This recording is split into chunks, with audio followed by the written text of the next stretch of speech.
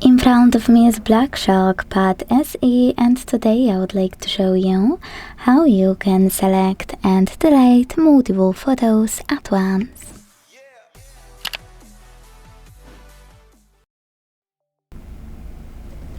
All you need to do is open Photos app and decide if you want to delete them from photos or collections.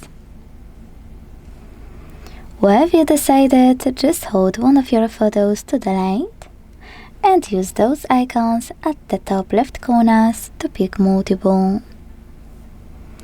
Now, to keep some, tap on the chosen ones, and to get rid of the rest, use the delete button. The only difference is that in photos, the delete button is located at the bottom, so you need to click it and confirm your choice in the pop-ups.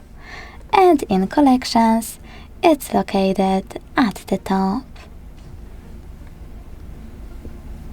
Thanks so much for watching. If you enjoyed this video, leave a like, comment and subscribe. Bye!